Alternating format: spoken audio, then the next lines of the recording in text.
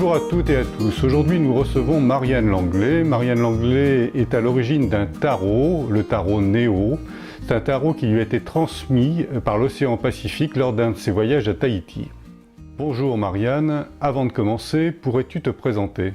Oui, je ne vais pas m'étendre énormément sur ce qui s'est passé il y a de nombreuses années maintenant, mais en gros, j'ai un chemin de vie dans une famille avec une sœur, un frère. J'habitais la région parisienne, rien d'exceptionnel. Et puis, j'ai grandi, j'ai fait des études, on va dire, typiques. J'ai fait une école de commerce, donc j'ai été formatée à tout ce qui était succès, écraser les autres, ce genre de choses. Et à la suite de ça, donc j'avais fait ma passion, c'était tout ce qui était marketing pub, mais j'ai pas trouvé là-dedans immédiatement, donc c'est peut-être maintenant que je recontacte la partie créative. Et j'ai fait 15 ans quasi dans la finance, voilà, donc à des postes de direction financière. Et puis je m'ennuyais fortement dans mes postes. Je réussissais bien, mais c'était pas moi. Et puis je me suis orientée vers les ressources humaines de plus en plus, dans des postes de direction de ressources humaines, et puis après dans du consultanat qui permettait de mettre, c'était à l'APEC, ça permettait de mettre les cadres en relation avec les entreprises du Var, puisque je suis dans le Var, à Sanary-sur-Mer. Et dans ces entretiens individuels, il y avait deux parties, entretien individuel et entreprise. Dans ces entretiens individuels, je m'apercevais que les gens qui n'avaient pas fait le deuil de leur job ne pouvaient pas en trouver un autre. Et c'est là où j'ai commencé à m'intéresser à d'autres formes de connaissances. Donc je me suis formée à tout ce qui est PNL, analyse transactionnelle, systémique, plein de choses comme ça, jusqu'au jour où j'ai rencontré aussi l'hypnose ericksonienne qui a été une révélation, puis le MDR, puis les contes, puis l'olfactothérapie, etc. Et en fait, ma spécialisation, c'était pendant très longtemps, et c'est toujours aussi, tout ce qui concerne l'inconscient. Et puis un jour, je supervisais des thérapeutes, et un jour, une des thérapeutes que je supervisais, on était en train de parler, j'ai senti que c'était pas moi qui parlais, on prenait mon canal en gros, pour lui dire un certain nombre de choses, et ces révélations la faisaient pleurer, donc je lui ai posé la question, et elle m'a dit, en fait, mon maître, celui qui m'a enseigné, vient de mourir. Et je canalisais sans le savoir à l'époque tous les messages de ce maître qui lui proposait de continuer à travailler avec le cristal en thérapie et simplement de se brancher à une très haute énergie qui était celle de Marie avant d'utiliser le cristal. Et son message était « moi, je l'ai mal utilisé, c'est pour ça que je vous ai demandé d'arrêter d'utiliser le cristal ». Et à partir de là, ça n'a plus de cesse, c'est-à-dire que j'étais la parole, la voix d'autres énergies pour résoudre, on va dire, certains problèmes. Et quand je suis allée à Tahiti, c'est ce qui s'est passé en réalité, j'ai canalisé mes sous l'eau. Donc j'avais accès à de nombreuses informations au niveau j'allais dire, du monde de la terre et de l'air. Et là, pour la première fois, j'allais sous l'eau, ce qui est juste fantastique parce que je nage tous les jours, puisque j'habite au bord de la mer, mais je ne mets jamais ma tête sous l'eau.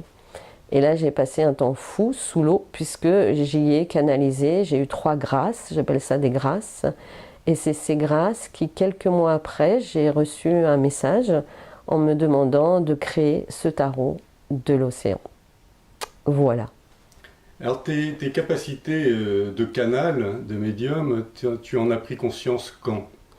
Le jour où j'ai eu cette personne en face de moi, cette thérapeute, là c'était un peu nouveau pour moi et ça m'a un peu effrayée, soyons très clairs, parce que dire des mots qui ne sont pas les siens, ça fait, à travers sa propre bouche, on a l'impression que son propre canal est coupé et que l'information passe avec d'autres mots. Donc j'en ai pris conscience à ce moment-là. Et donc tu avais quel âge quand tu as pris conscience ? Oh, je n'étais pas très jeune, hein.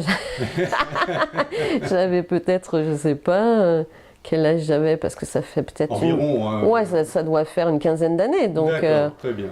Ah oui, parce qu'il faut que je dise mon âge alors. Non, t'es pas obligé, je me permettrai pas. Donc voilà, on va dire comme j'ai 58 moins 15, ça fait, on dirait peut-être 40, 42 ans, quelque chose comme ça. Et tu es jeune, tu avais des sensibilités? Ah oui, pas? en fait, j'ai oublié de dire une chose importante, c'est qu'en fait, c'est pas que j'avais des sensibilités, c'est qu'à 8 ans, j'ai fait une NDE. Donc c'est-à-dire un passage de l'autre côté. Et là, quand je suis revenue, la phrase que j'avais entendue, c'était que j'étais pas en capacité de choisir de partir ou pas. Ça se passait suite à une opération des reins, en fait. Les reins, symboliquement, c'est la peur. Et je suis née avec un rein très abîmé, quasi inexistant, et l'autre était en train d'être attaqué. C'est pour ça qu'on m'avait opérée. Et en fait, je suis montée à une température très importante. J'ai dépassé les 42 et c'est là où ça s'est passé. Et en fait, ce qui est important à savoir dans cette histoire, c'est que ma difficulté après, ça a été d'accepter mon incarnation. C'est-à-dire que j'avais vraiment le désir de recontacter. Dès qu'il y avait une difficulté, je voyais le fait de partir comme une solution. Donc, je n'étais pas totalement incarnée non plus. J'ai travaillé pendant de nombreuses années pour accepter cette incarnation. Et donc, cette incarnation, pourtant, tu l'as symbolisée d'un point de vue de l'extérieur. Donc, études de commerce, cadre dynamique, vie dans l'opulence, vie de famille traditionnelle bourgeoise. Oui, alors c'était en effet, j'ai été formatée à ça. Donc, j'avais la panoplie de la cadre dynamique. J'avais même le Mont Blanc, pour te dire, c'était vraiment très drôle. Et oui, j'avais été formatée à ça, mais ce qui était très intéressant, et je pense que c'est la voie du changement, c'est qu'à l'intérieur de moi, je m'ennuyais. Ça se manifestait comme ça. Comme on dit dans le conte réponse, pour se désennuyer. Mais moi, c'était ça. J'avais quelque chose qui me poussait à l'intérieur. Mais je me disais, ah oui, mais tu sais faire que ça, quoi. Tu sais faire que de la finance, tu sais faire que des ressources humaines, tu sais apprendre aux entreprises à recruter, mais pour autant, en fait, je faisais rapidement le tour de ce qu'on me demandait de faire, et après, voilà, j'arrivais au point où il fallait que ça change. Alors, qu'est-ce qui s'est passé? Parce que donc, tu étais mariée, tu as 2 enfants. Oui, des grands-enfants, oui. Des grands-enfants, et qu'est-ce qui a causé ce basculement vers le statut de thérapeute? Je pense que d'abord j'avais besoin de communiquer. Je ne savais pas communiquer. Donc c'est là où j'ai voulu me proposer. Ça a été une grande peur au départ, mais proposer tout ce que je connaissais, tout ce que je contactais en cabinet personnel. Et j'avais des accès énormes en entreprise parce que je venais de l'entreprise. Donc je proposais des formations qui étaient novatrices, avec de l'hypnose, avec des choses incroyables en entreprise, parce que ça c'était moi. Mais je venais de l'entreprise, donc j'étais crédible. Je savais quelle était la difficulté des entreprises, comment ils fonctionnaient avec leurs cadres, etc.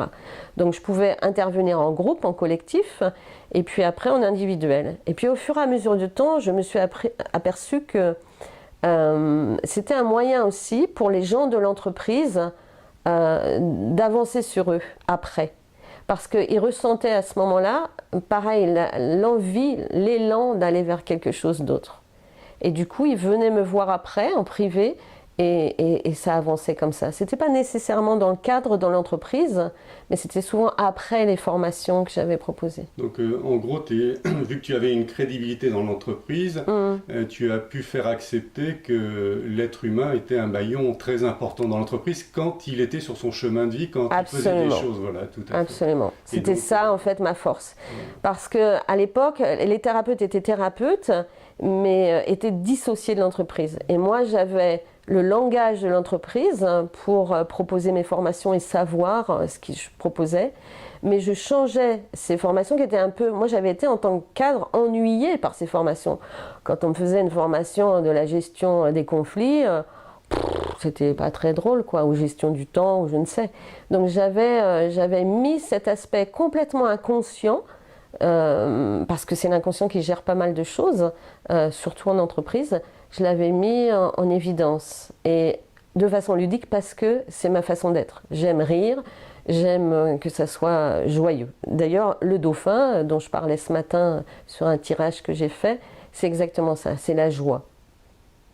Très bien. Donc, en ce moment, tu es thérapeute à Sanary, et donc toujours. tu pratiques l'hypnose. Alors, je pratique tout ce qui est inconscient. Donc, par exemple, pour la grosse demande, moi j'étais très spécialisée dans les traumatismes. Là, je vais utiliser plus le MDR, le mouvement des yeux. L'hypnose, évidemment, puisque ça fait maintenant un certain temps que j'en le propose. Qu'est-ce qu'il y a d'autre? Je peux utiliser aussi les huiles essentielles, mais en vibration. Donc, c'est des petites fioles qui sont posées sur le corps. Pourquoi? Parce que là, c'est encore assez fort. C'est que la vibration que le corps ressent n'a rien à voir avec ce qu'on a mis dans notre inconscient. Donc le corps peut dire en ressentant la vibration de l'huile, ah ça me fait du bien, mais si je fais sentir à l'huile, il peut y avoir une réponse différente, puisqu'en fait on a été aussi conditionné là-dedans. Donc c'est toujours ce que je propose, et maintenant comme je vois autour, en fait ce que je perçois sur les personnes qui viennent me voir, c'est d'où viennent leurs difficultés. Ça peut être des mémoires de vie d'avant, ça peut être quelque chose qui arrive au moment de l'incarnation. Quand l'âme s'incarne, il peut y avoir une difficulté aussi au moment où elle est accueillie ici. Je vois aussi sur la personne si la difficulté a pu se passer intra-utéro. Si aussi ça a été au moment de la naissance, parce qu'il y a énormément de peurs qui sont réactivées au moment de ce passage, ou si c'est quelque chose de, on va dire, plus simple qui arrive ici. Donc ce qui fait que maintenant j'utilise peut-être l'hypnose quand le mental est très présent, mais sinon ces moyens-là font que il se passe une autre énergie qui se présente, et dans cet autre espace qui est un espace d'accueil, un espace où il y a, j'allais dire, plus rien de l'ordre du conditionnement, alors ce qui est bloqué disparaît, ce qui est cristallisé fond, c'est le terme que j'emploierais, sur la personne. Du coup, l'énergie vitale peut à nouveau circuler et la personne est libérée. Alors c'est sûr qu'en sortant de là, souvent les gens sont un peu, j'allais dire drogués, un peu, oh mais ça fait partie de ce système. Très bien. Est-ce que tu as des choses encore à rajouter pour ta présentation Peut-être que depuis un certain temps, donc je suis une voie, ce qu'on appelle d'éveil, donc j'ai la chance de pouvoir rencontrer des gens qui en sont réalisés. Et le tarot que j'ai créé et dans les textes correspond à cette vibration.